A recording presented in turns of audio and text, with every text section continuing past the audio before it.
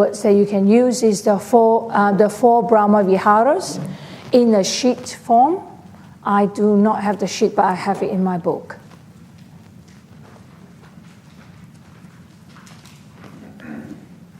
And please join the chant. This is in English, so we might do it twice, and we can do it again tomorrow morning to practice. So you go home, you can chant out loud as much as you can. So you have a choice now, either to do that or to do the metta loving kindness chant. So I'm going to chant the first. I'm not going to chant the first part. I'm going to chant the first part, and then you join in with I will. Now let us make the four boundless qualities shine forth. I will abide, pervading 1/4, with a heart imbued with loving kindness. Likewise the second, likewise the third, likewise the fourth. So above and below, around and everywhere, and to all as to myself, I will abide, pervading the all-encompassing world, with a heart imbued with loving kindness, abundant, exalted, immeasurable, without hostility and without ill will. I will abide, pervading 1/4, with a heart imbued with compassion. Likewise the second, likewise the third, likewise the fourth. So above and below, around and everywhere, and to all as to myself, I will abide, pervading the whole encompassing world, with a heart imbued with compassion, abundant, exalted, immeasurable, without hostility and without ill will. I will abide, pervading 1/4, with a heart imbued with gladness. Likewise the second, likewise the third, likewise the fourth. So above and below, around and everywhere, and to all as to myself, I will abide, pervading the all-encompassing world, with a heart imbued with gladness, abundant, exalted, immeasurable, without hostility and without ill will. I will abide, pervading 1/4, with a heart imbued with equanimity. Likewise the second, likewise the third, likewise the fourth.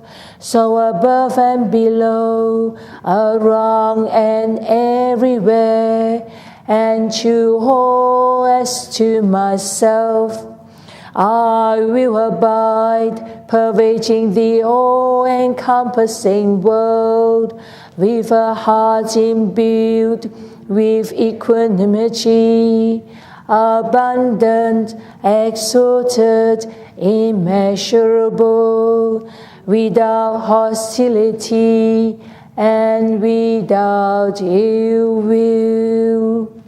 Sadhu, sadhu, sadhu, sadhu. I'm going to stop here, but we can chant again tomorrow morning. And I think I told Sharinga, I went up to the, there's a bush area between the road and the property where there's a lot of shiok.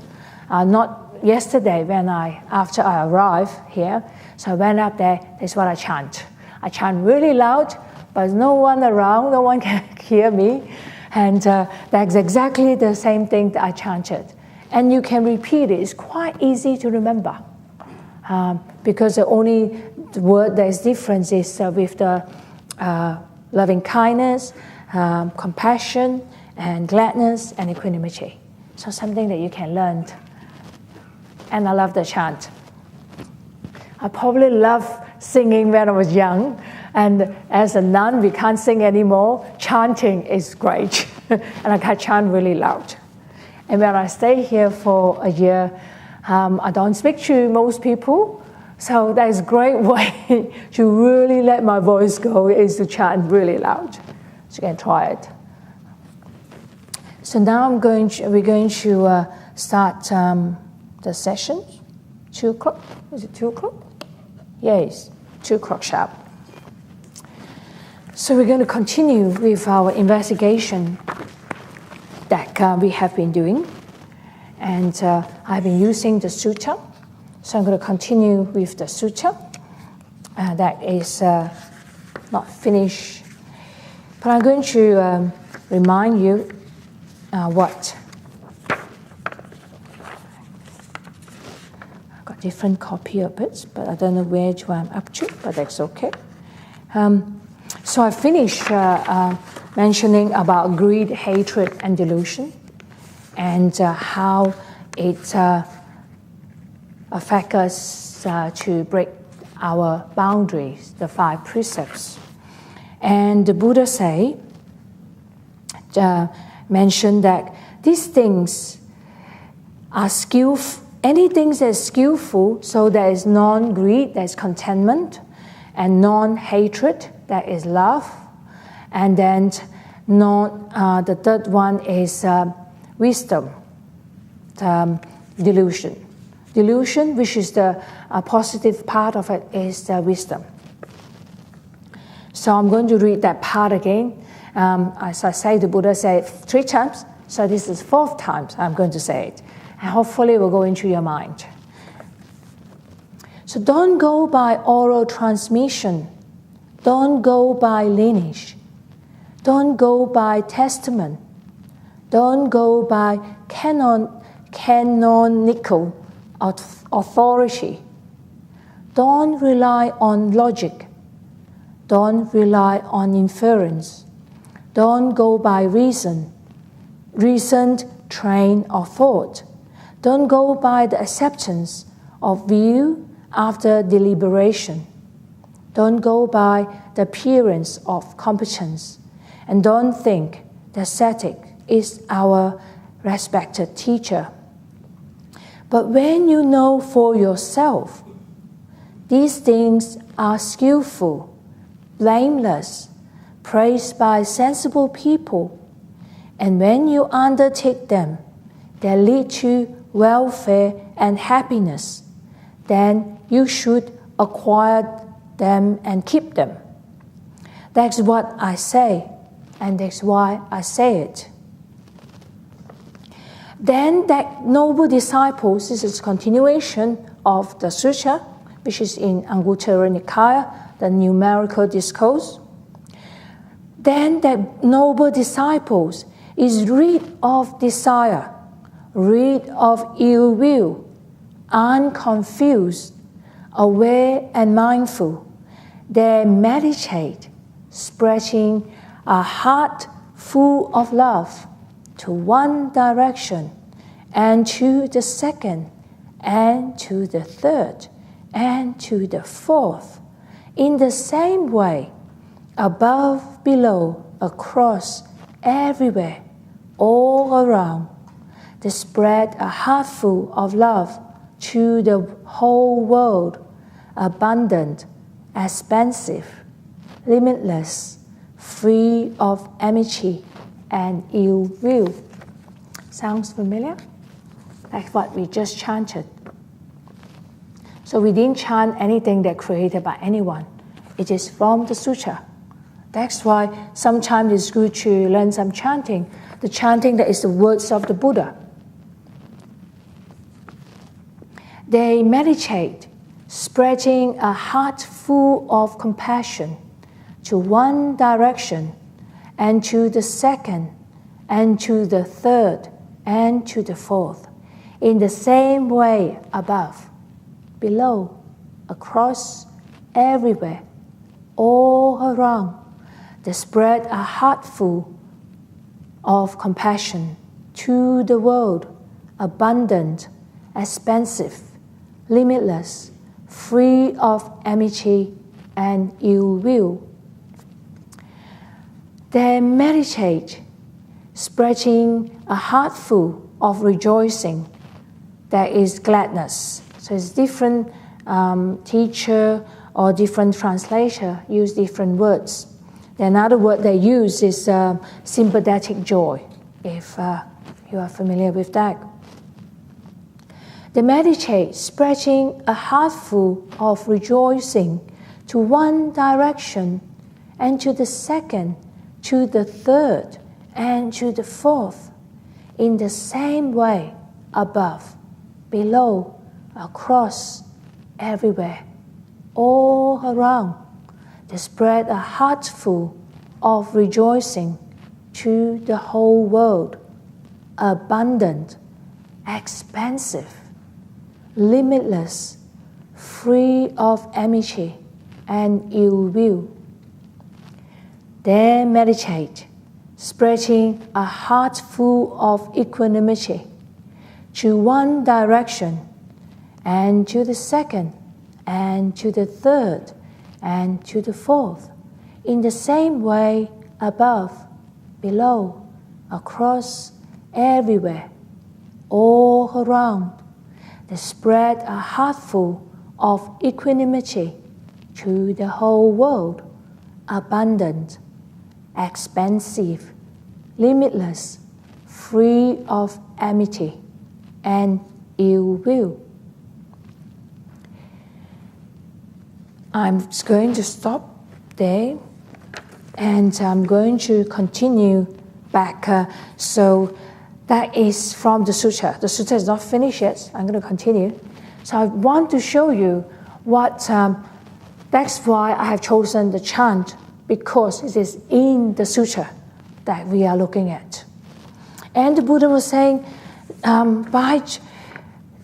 remember the Buddha, after the Buddha said, well, that is what, these things are skillful, blameless. And then after that, he moved on to saying that that is for those that who do not have any more desire, no more ill will, unconfused, then they meditate using the 4 Brahma Viharas. I'm going to do a couple of guided meditation on the 4 Brahma Viharas. I'm going to talk a bit more about it.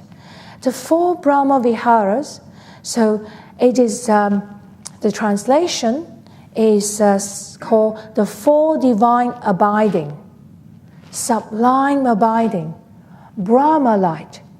Brahma is God, God Light. So it's a beautiful dwelling place, dwelling place for us, for the mind, for the heart. And I'm sure does everyone know how to do metta meditation, loving kind? Those who haven't done loving kindness meditation before, please put up your hand. Okay, there's a few of. Don't worry, I'm going to do that either today or tomorrow. So that is where the Buddha say. So the Buddha encouraged that. So it is not created by someone, the loving kindness meditation. And there is a main meditation for, I'm going to go on with the next one. When I'm going to go through, after that, I'm going to go through the 4 sublime abiding. I'm going to go through the 4 Brahma Viharas. So loving kindness, I cannot do in details, but I'm going to go through them. For the loving kindness, compassion, and the other 2 is sympathetic joy, or you can say rejoicing, and then equanimity. And how just going by the cultivation of them, it will help us in our to be able to live our life a balance, or to be use our head and the heart better in making decision in our life, to steer our life towards wholesomeness, towards what is matter most in our heart. So I'm going to go through that. It's not just the heart quality and equanimity. I will say that much more towards the head qualities. So we need the balance of 4 of them. And that is, it is important to not just know about it. So the Buddha mentioned just now is to meditate on it.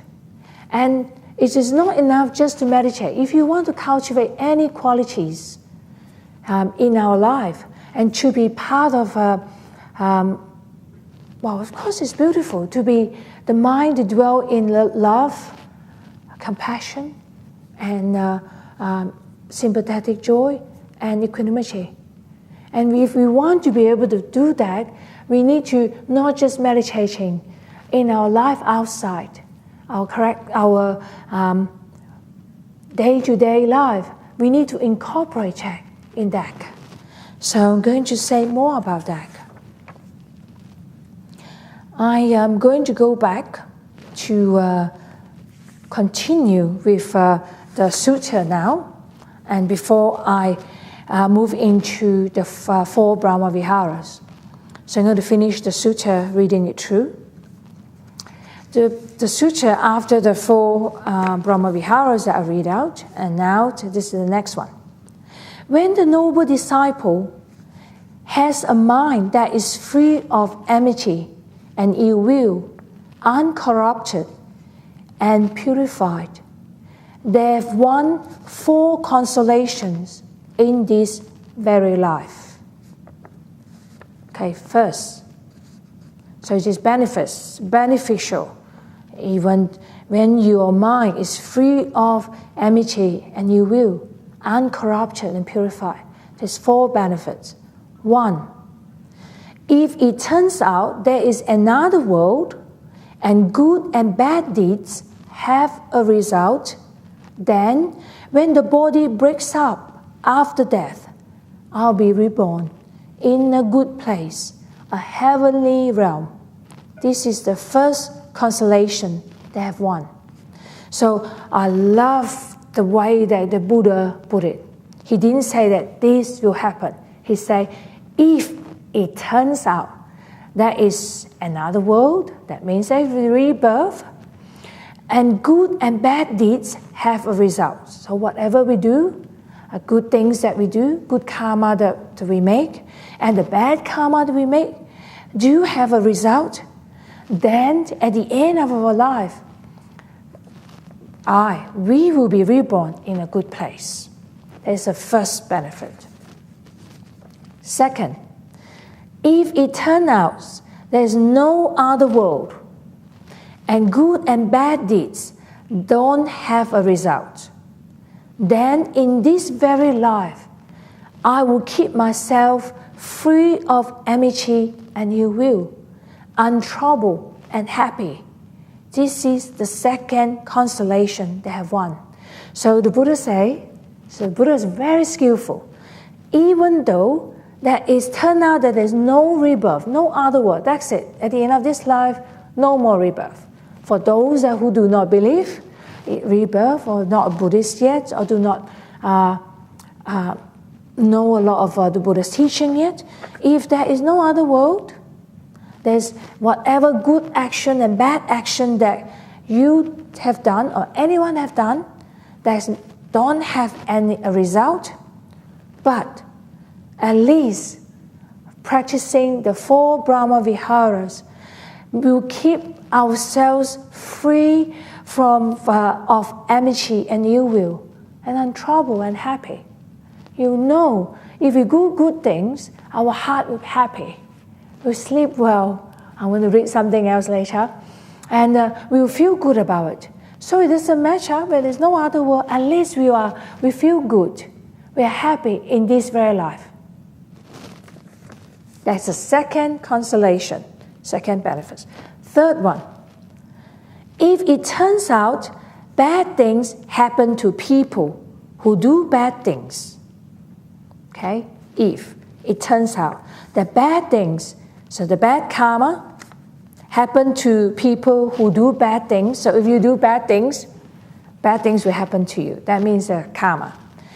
Then since I have no bad intentions, because when you are practicing and cultivating the 4 Brahma Viharas, then at least you have no bad intentions because your mind in a good space that is full of loving kindness, love, compassion, rejoicing, and equanimity. Since I'm not doing anything bad, how can suffering touch me? So this is the third consolation.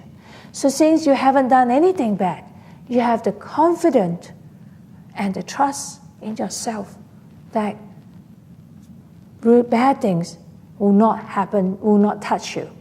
It didn't say do not happen to you. I love the translation. Do not touch you. Because you might, someone came to see me a few days ago. They was telling me they have a lot of health issues. Someone have the health issue that they have that you probably will be complaining. But she was telling me that, I know that this might be the bad karma, bad things, action I have done in the past. So who am I complaining about? But she's actually cultivating, practicing now. So she accepting it, and she still have a smile on her face. So that is to me, that's what the Buddha talk about. The suffering do not touch the person, even though that is dukkha, that is suffering. But they understand, they have the right understanding. So one of the Eightfold Path, they have the right view. And then they accept the fact that, this is happening. And they do this. She say, no point saying that because of you that I have this, because of you that I get stressed or something. They didn't. So that's something that the third consolation. The fourth consolation, if it turns out that bad things doesn't happen to people who do bad things. Okay, so even though you do bad things, bad things will not happen to you. Then I'll see myself pure on both sides. This is the fourth consolation. So whatever happens, you feel good and well because your mind dwells in this beautiful space. Because you have confidence in yourself, because you have the goodness. In another word that you can use it is called the power of the goodness you have by cultivating the goodness, keeping the 5 precepts, not doing anything that hurts or harm yourself or others, and actively cultivating loving kindness, compassion, rejoicing, and equanimity. That so you are pure, you are in this good space. So it doesn't matter if it is not. That is so true, Blessed One. That is so true, Holy One. So the Kalamas, the people there, was telling them, yes, Buddha. When that noble disciples has a mind free of enmity and ill will, undefiled and purified, they won these 4 consolations in this very life. Excellent, sir. Excellent. We go for refuge to the Buddha, to the teaching, and to the Sangha. So this, the people at the Kalamas of the Kesa Musha, convinced by the Buddha or happy by the Buddha because they are not Buddhists. That's why the Buddha got to say, if it turns out. The Buddha didn't say that you must believe. So every time that you are here, we say, you don't need to take the 5 precepts, but you're encouraged to. You don't need to believe. That's what the Buddha said. You don't need to believe that what the suttas say. You go and experiment yourself. It's great to experiment yourself. Is it true? Do you feel good if you are kind? Is it you feel bad if you are horrible? Or you are angry, you're irritable, you shouted at people, you don't feel good. So that's what the Buddha is trying to say. You experiment yourself. You feel yourself. You can, just with that, you know that what is blameless, what is skillful. And then you can make the decision whether you say, sadhu, sadhu, from now on, I will be following, I will take the Buddha as my teacher. I will follow the instructions of the Buddha. So that is up to you. The Buddha never forced anything, and so none of us here, I know most of you are Buddhists, I assume, but at least you follow the philosophy of Buddhism if you're not Buddhist yet. So I want to move on now. As I say, I'm going to focus on, I'm just trying to see what is the time that I must stop, 3:30. And we'll need to have half an hour for meditation, so I'll have half an hour. So I'm going to say, in one of the sutras, another sutta, so you encourage you to explore the teaching of the Buddha. So I'm trying to read out from the sutra because this demonstrates to you that it's not said by me. And the Buddha said, can't even say by him, let alone it is what I say. Okay? So at least the Buddha say. But you still need to investigate, contemplate, is it true or is it not true? So in the middle-length discourse, the Majjhima Nikaya, number 62, the longer advice to Rahula. Meditate on love, metta, loving kindness. For when you meditate on loving kindness, any ill will be given up. Meditate on compassion. When you meditate on compassion, any cruelty will be given up. Meditate on rejoicing. For when you meditate on rejoicing, any discontentment will be given up. Meditate on equanimity. For when you meditate on equanimity, any repulsion or aversion will be given up. So that is the benefits of using the 4 Brahma Viharas as your subject of meditation. So far, I have been using silence, and I encourage you, when you're ready, to rest your breath, rest your awareness onto breath.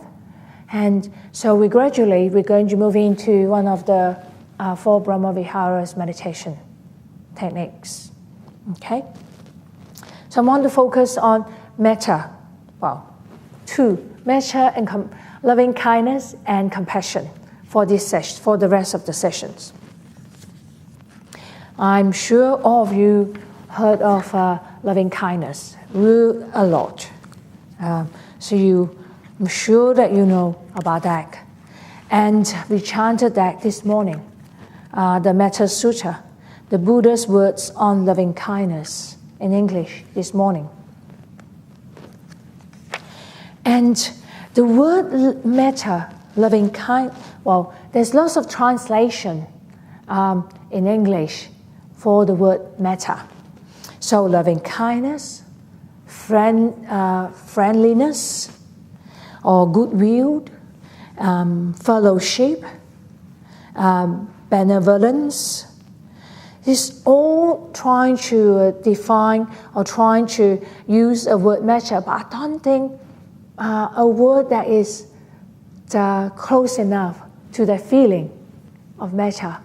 It's boundless, it's limitless, it's a strong wish for the welfare and happiness of all beings. And I'm going to go through that with the book, mention that in the book afterwards. So I love, this is a statement that I can't remember which one of the books I was reading. It evokes within a warm-hearted feeling of fellowship and love, which grows boundless with practice and overcomes all social, religious, racial, political, and economical barriers. I love that. So regardless, what is your background? The boundless metta to once you cultivate, then I'm going to read, and not just meditate, you take it as your tools. So you're mindful of that and use that regularly besides just meditation. It will be when it is become boundless, then will be a warm-hearted feeling of fellowship. So every one of you sitting here, that is a togetherness. Whether you are I'm not sure whether all, no? I don't want to use all. Most of you are Buddhists. But those that, regardless of what religion that you are, and regardless what is your background, the color of the skin, what is your political take in anything, and what is your economic barriers, anything.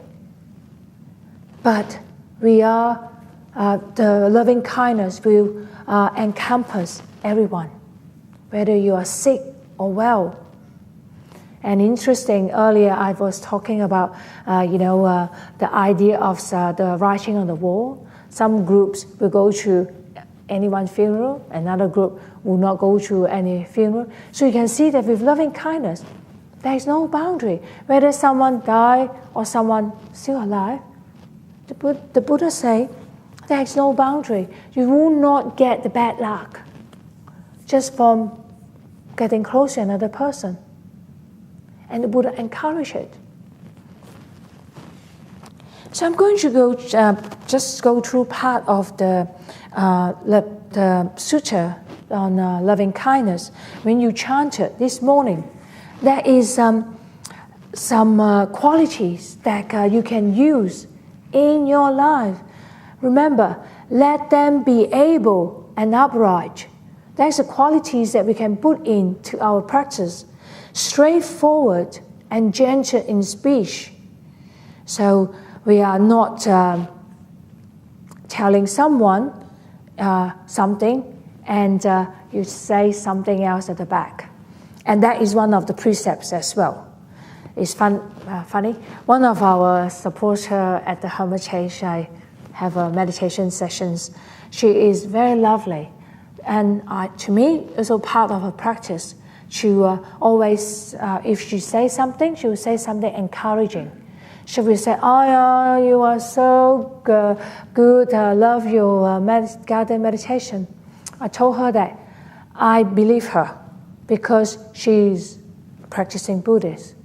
And I'm very sure and confident that she's not telling me at the back, she'll say, yeah, she's horrible. I don't like that. So that is what the qualities that the Buddha encouraged in this sutta that Buddha encouraging us to do.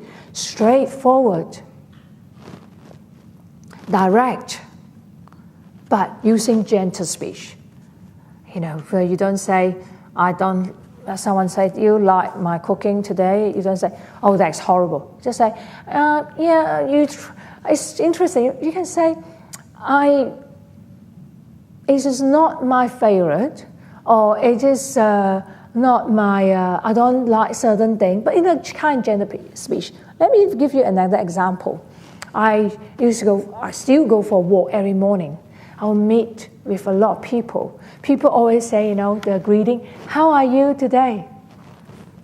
So I was talking to, in the past, have a discussion with Ayya, I say, if I say, yeah, good, that's what you normally say. People say, how are you? You say, good. But I say, I'm not quite sure that it is truthful. Just it is straightforward, you can say, but it's not quite truthful. And I want to reply in a truthful way. So we come up with all sorts of ideas. I'm happy to be here. I'm good enough.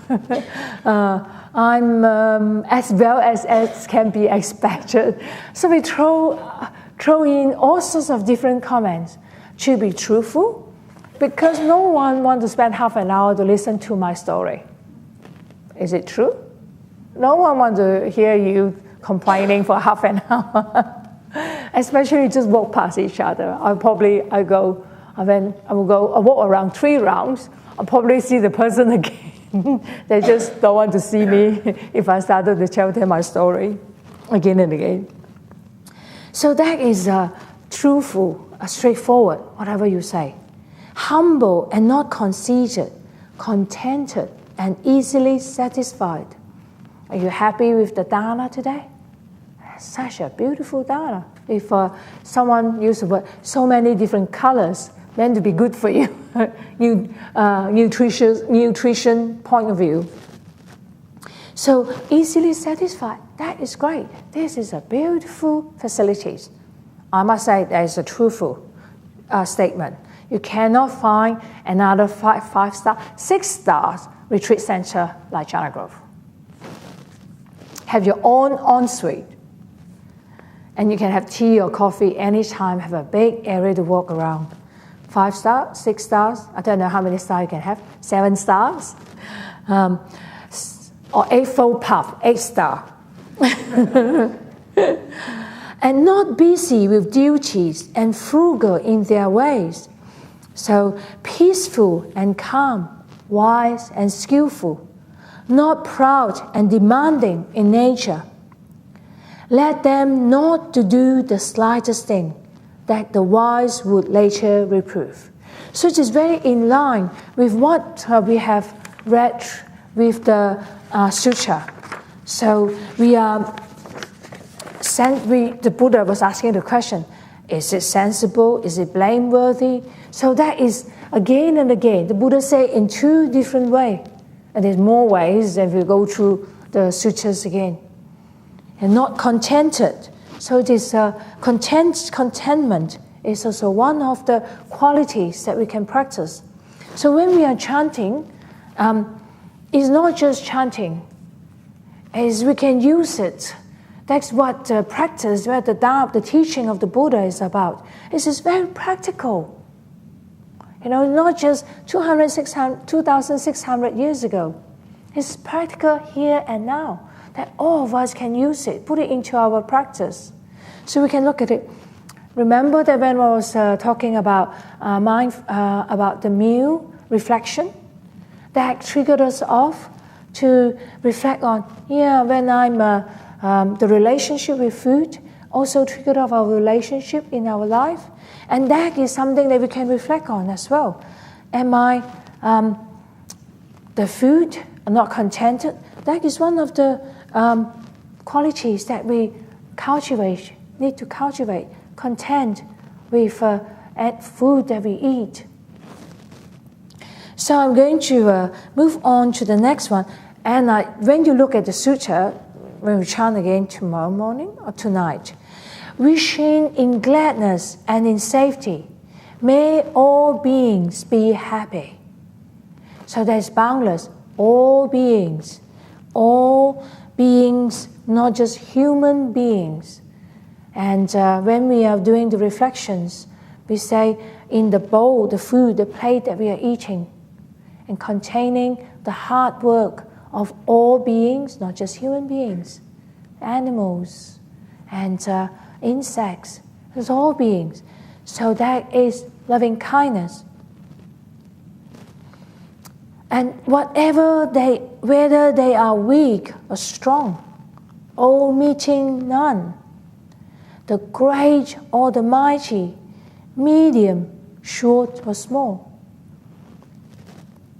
The seen and the this is the next one now. So all that is what cultivation of the loving kindness. I love that. I'm going to read that again about the loving kindness is to evoke within a warm-hearted feeling of fellowship, love, which grows boundless, limitless, with practice and overcomes all social, religion, racial, political, and economic barriers. So just like the Buddha said, whether they are weak or strong, omitting none, great or the mighty, medium, short or small. When I cultivating loving kindness, specifically as my sort of theme, when I was still a junior nun, the one rains retreat, Ayya Vayama suggested me to do that. And I chanted this. She suggested me to chant. She offered me one of the chanting beads. I think the small one, 18 beads. Am I right? If I'm not right, let me know. So I chanted 18 times, and then I put it down, Metta Sutra, and then start to meditate with the metta, to trying to evoke this feeling. Sometimes some people say to me, they can't feel anything. One of the ways is to chant metta. They say they can't feel the feeling of love in their heart. And so one of the ways is to chant. So that is useful to know the chant. And today I showed, just now we chanted. There's another chant, the 4 Brahma Viharas. You can use that too. Sometimes if I'm just want to focus on metta, I just repeat on the metta one, again and again. Because it's not long to memorize it, you can just chant it in your head, again and again. I'm going to want to read out the benefits of loving kindness. So that is in one of the sutras. This is the numerical discourse. And they call the benefits of love. That's in Anguttara Nikaya, 11, because it's 11 benefits. I especially want to pay attention to the first sentence. Yeah. Say, mendicants, you can expect 11 benefits when the heart released by love has been cultivated, develop, practice, make a vehicle and a basis, kept up, consolidated, and properly implemented. So not just, sometimes say, do not work. Or some people tell me that, they're having a crisis now. So they say, when they're having an argument at work, they keep on in their mind, they're having a discussion, they still say, may you be well and happy. It do not work that way. You can see that in the sutra. The Buddha say, it has been, it needs to be cultivated, it needs to be developed, practiced, and make it a vehicle and a basis, kept up, consolidated, and properly implemented. Meditating, you can use that in your walking meditation if you like. And when I was doing just focus on metta, that's what some monastics do, and we were trying to cultivate certain practices. I will do walking meditation with metta. May I be at peace. May all beings be at peace. Because I'm trying to repeat that, trying to keep it in my mind all the time. So there's various ways that you can do. So I think if you're interested, there's lots of books out there. There might be lots of recording of loving kindness meditation retreat as well. And I want to mention these 11 benefits. I'm not sure anyone tested it, but let's read it out. What 11? You sleep at ease. So you sleep at ease, so that those of you, us, who have sleeping problems, you sleep at ease. I used to look after Ayya, and I wake up regularly at night. So I still do. Unfortunately, after so many years, it becomes a habitual pattern. I'll wake up every 2 hours. Occasionally, I'll sleep through. But that is because I spent 12 years doing that. So that's why I said, sleep at ease. I'm working on it. You wake happily. You don't have bad dreams. Humans love you. Non-humans love you. So those who are scared of ghosts, this is definitely a practice for you. Deities, that is the devas, deities protect you. You can't be harmed by fire, poison, or blade. I don't think anyone ever go to test it out. I would not want to. I do not encourage you to test it out. But you can keep that in mind at the end of your life. If you can't reflect on, is it fire, poison, or blade harm you? Well, I was present when Ayya was passed away. She definitely not harmed by fire, poison, or blade. That one I can say that.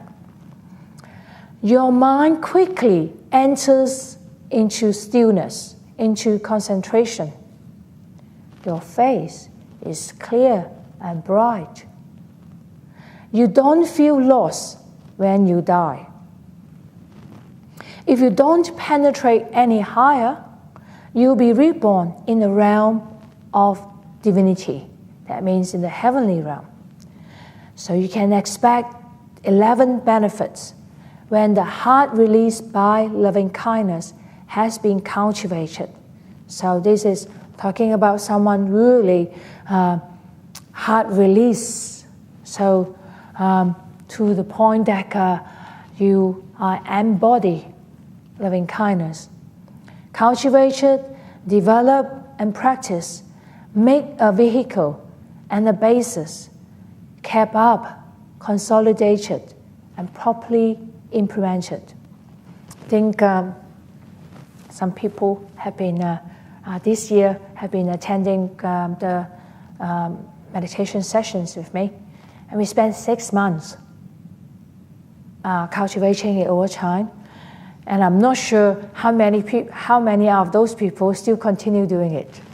I never asked because that is up to you, the practice. So that is a continuous practice. Using breath, you can use breath. After that, we're going to do, I'm going to talk a bit more about metta on breath. So I haven't even go to compassion yet. I'm a bit slow. I'm going to mention a story. I'm just going to tell you some examples. My examples is from my teacher, Ayya. When we was in the monastery, we have control burn. Those of you from Western Australia will know control burn really well. Trying to reduce, or they call hazard reduction burn.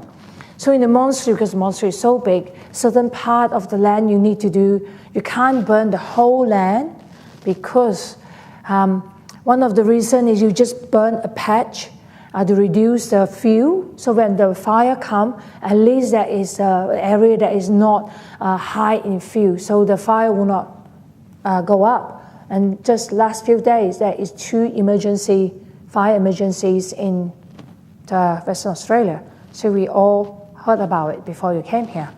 And so the whole piece of land, you do a small area so that any animals, any insects, there's a space for them to run to. So that's why you don't burn the whole lot. That's how I understand it. And whenever there is a prescribed burn, all those words that you use, in the monastery, Ayya always she'll go there to do chanting. I still a junior nun, so Ayya will say, okay, we are going, she's going to go there, get together to chant there at the spot. So she will mark the area. We're going to do the control burn there. So she'll say, whoever who want to join in the chanting, the nuns or the Nagarikas or those who live in the monastery at the time, you're welcome to come and join her. As I say, I'm busybody, curious. I'm not sure what to say. I just always say, yeah, I'm going. So I'm always present. Whatever time she say, I'll meet there. So she'll chant. One of the chants she used is Metta Sutta. Sometimes she chants a few times. Or she will chant, those of you who know Paricha chanting, she'll chant Paricha chanting, a blessing chant with 3 different sutras. And before she chants, she'll say something. She'll say, we are going to, as if she's speaking to the unseen being, which is a nice thing to do. Like telling all the beings, say, we are going to do the burn here. Please, go for your safety, move away to another part that is not going to be burned. And we chanted the blessings for all the beings in the area, all beings. As I said, that sort of evoked or in my mind that made me more determined to want to practice metta because of my teacher. I can tell you whole day the story, but I'm going to stop here. I'm going to move on to talk about compassion. Compassion. Just now the Buddha say, just now I read out, meditation on compassion. For when you meditate on compassion, any cruelty will be given up. And the definition that on compassion, a strong feeling of sadness, empathy for the suffering or bad luck of others, and a wish to help them. So loving kindness is boundless, limitless, include wishing all beings be well. But compassion is not just wish. It's really wanted to do something to help. I love a story. Do I have time? Yeah, I can keep on telling lots of stories. Anyhow, we don't have time. You bear with me. I'm going to tell you a story. I think I've used that in various places before because I love that when I heard that. I heard it from Ajahn Sujato when I attended one of the metta retreats 10 years ago, probably more than 10 years ago. So here, this is how the story goes. I'm going to use it here. So if someone practices just mindfulness, do not know how to bring the whole full picture together. All they think about is be mindful of where their foot leave, where their foot go. And one day they walk past, someone fell into the drain. So they use the same method. I'm mindful of someone falling into the drain, mindful of the person is there, and they just keep walking. So that is someone without wisdom. They're just using mindfulness. That's all the thing it is. Second person who come past, they practice metta. May you saw the person in the drain, may you be well and happy, may you be safe, may you be well and happy, may you be safe, and just keep on walking. So that is another person that do not have the whole encompassing practice. That is, I will not say that it's cultivation of metta. The third person came along. This is not practicing anything. They call it a good Samaritan, someone with a good heart. They saw someone fell into the drain. They jump into the drain and trying to help to take the person up and took the person to the hospital. To me, that is compassion. You not just, may they be well. They jump in to help out, to really take the person out from the drain. So you feel sorry for them, but you really want to help. And I think there's floods in some of the countries. That's what I'm aware of. I'm aware of there's a project going on that because of being sent messages in our volunteer group that they are sending like pens, or I just remember pens, writing pens. I can't remember anything else on the list, okay, at the moment. I assume everything else. If anyone wants to donate those items, please send it to a place. They are sending containers of those things to one of the country. So those are action, compassion in action. So they really want to help, not just feeling sorry. We can send, it still work. We can stay here to send good wishes. We are going to share merit tonight. We're going to include all beings into our practice. But besides that, you really go there to do something about it. That is compassion. So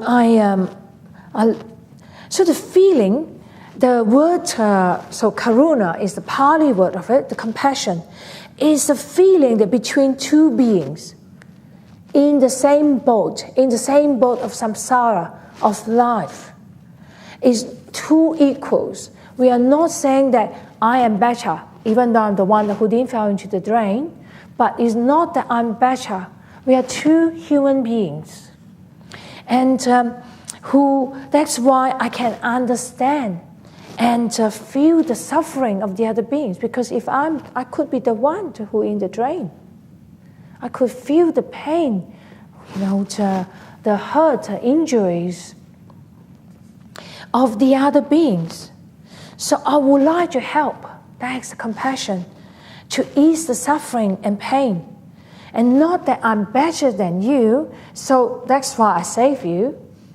It's because I feel you, I'm with you, I'm standing with you. There's a difference between someone who is superior and someone who is lower. It's not that differences. So that is the difference to me anyway, the four Brahma Viharas, the compassion. And loving kindness and compassion are two qualities that give us a bigger heart. Remember, we are investigating how we make decisions, using our heart or using our head.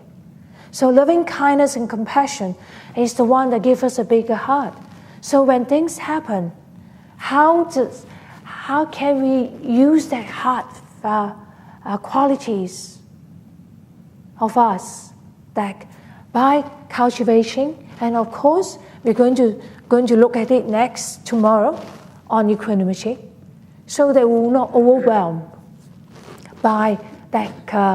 It's too much. Sometimes you just cannot take the suffering that you are seeing anymore. And so I want to mention that we have the loving kindness and compassion will give us the openness and spaciousness in our heart. When I did the guided meditation, always come back to this neutral, openness, open, spacious space. Make the container bigger. We can't, only if we can cultivate the loving kindness and compassion in us, then we have that to offer. Otherwise, we have nothing to offer, no matter how much we want to help. And to end suffering, we are talking about Nibbana. And we discussed, the other day we have a discussion of what is the purpose in life. We say to end suffering is to be liberated and free from suffering. We need to be able to acknowledge, to feel the suffering, the dukkha. Because if you don't feel, you're not able to acknowledge the dukkha in ourselves, how we are going to be helping others? We will not know or aware of their suffering there. Then we will not be running away from it. We will not be denying it. And there's no fear. Just like earlier that I mentioned, the person say, they accepted it. Whatever come out. We are not dressing it up, there's suffering. We say, oh, that's not dukkha. But that's dukkha. Whatever you say in your life, you say your life is so nice, but that is dukkha. That is definitely dukkha in some part of our life that all of us experience. The dukkha of not getting what we want. We don't really like this hot weather. I'm like Goldilocks too. I like it. 25, 26, 27 is good. I quite like it 16 degrees. So we like that. But that's dukkha. We can't get what we want. And we get what we don't want. That is the hot weather. So that is dukkha, suffering. And let alone there's more than that in life. So by able to seeing it as it is, as I say, to be acknowledge it, feel the suffering, and then seeing it, acknowledging it, then we can accept it with an open heart. So I'm going to say more about it a bit later. One more to read, one more sutta. You must think that I'm not. There is a sutta retreat that is on. That is even more suttas. But I'm just introducing you to some, the sutta that related to this theme.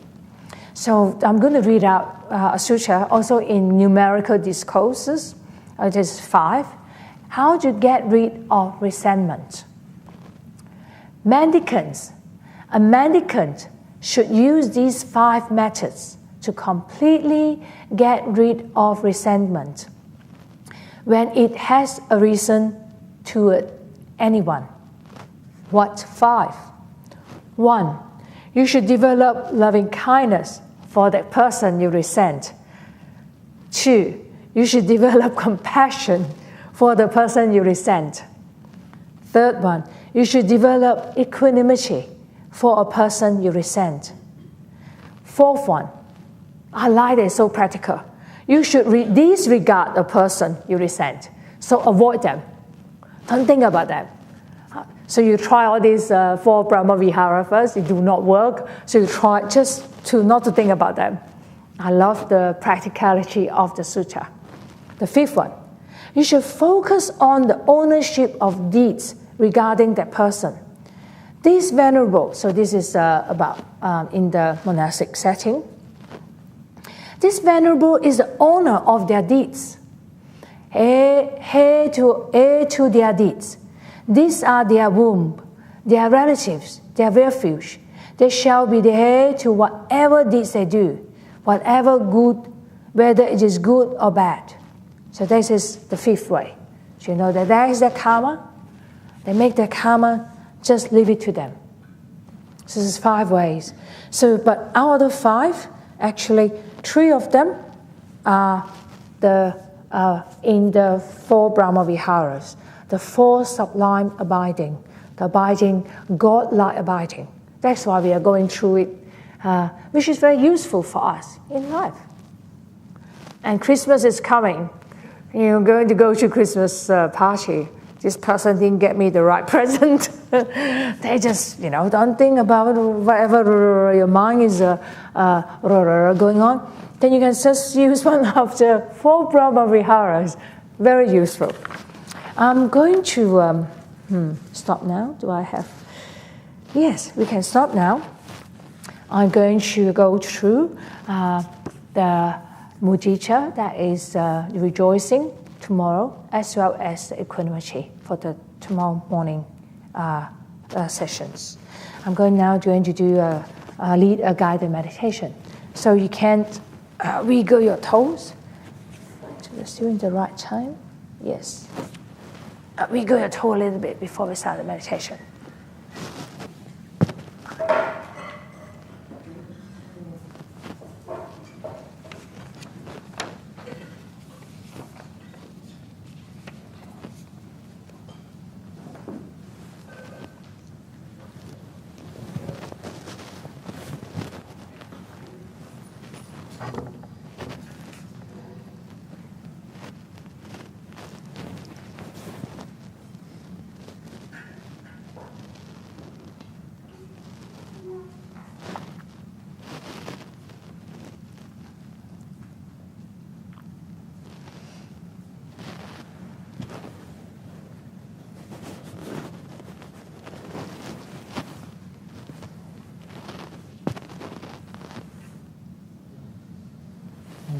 you're ready, you just sit back.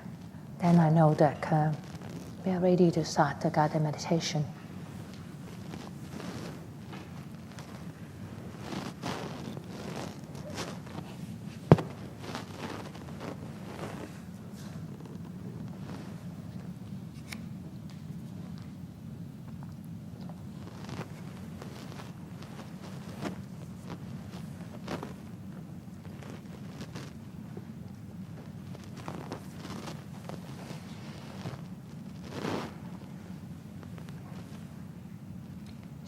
You can move your body a little bit.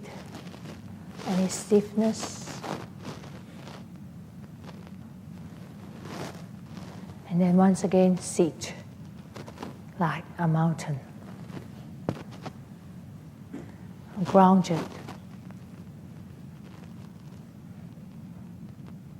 Connected with earth. Even though you are sitting on a chair, your feet is on the ground, and your chair got legs, 4 legs, which is grounding you.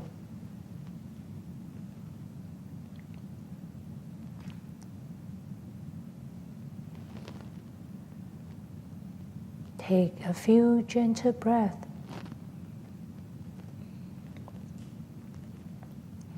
Slow and gentle breath. In your mind, remind yourself to relax.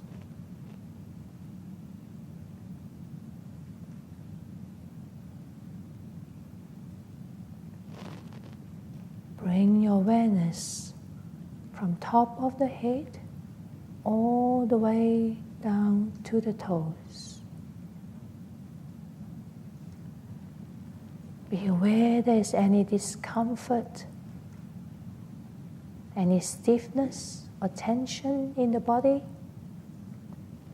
Bring your awareness there. Give it your attention and care. And then intentionally let it go.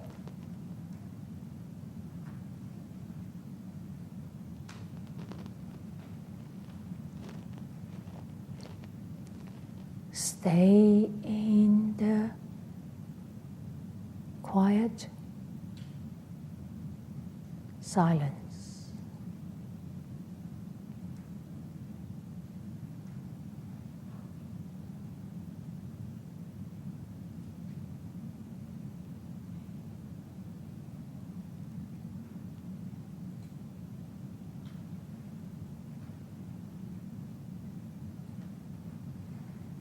Expand the silence, the quietness between 2 thoughts.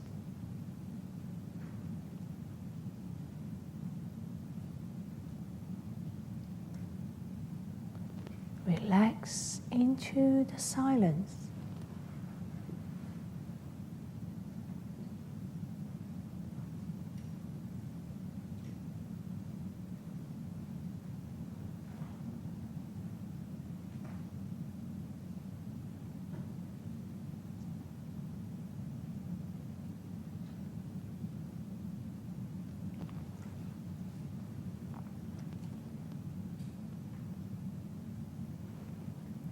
Bring your awareness to the breath when you are ready.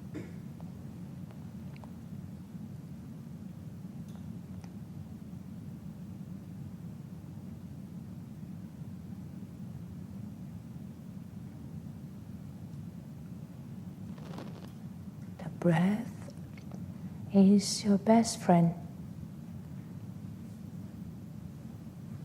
It has been there from the day you are born and will be with us all the way until we take the last breath. It is very vital to us. Now we give it a bit of our attention and care to the breath.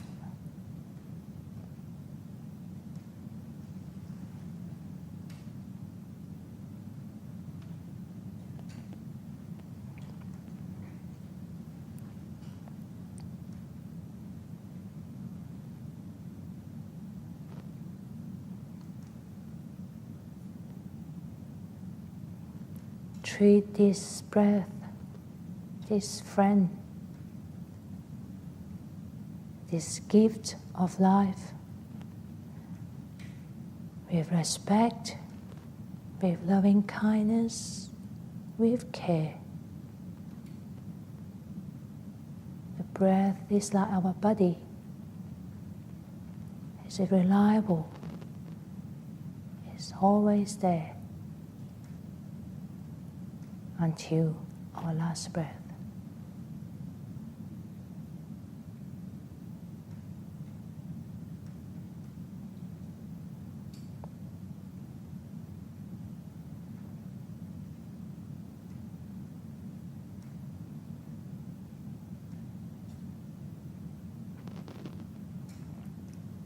Give your full attention to the breath.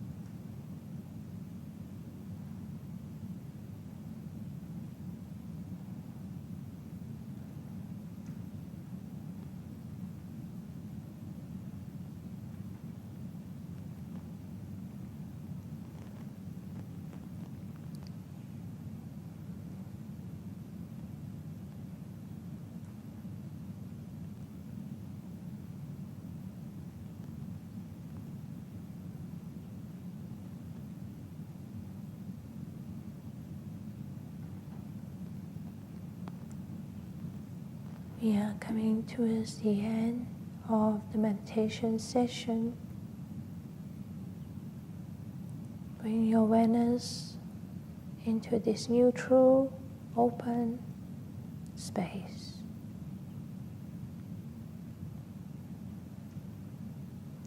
Rest in silence.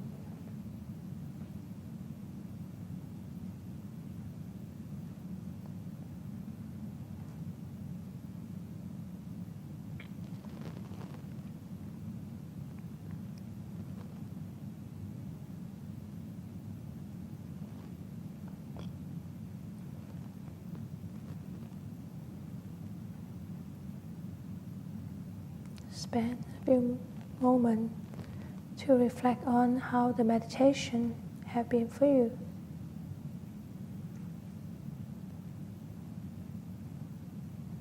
So the mind starts to incline towards silent peace, calmness.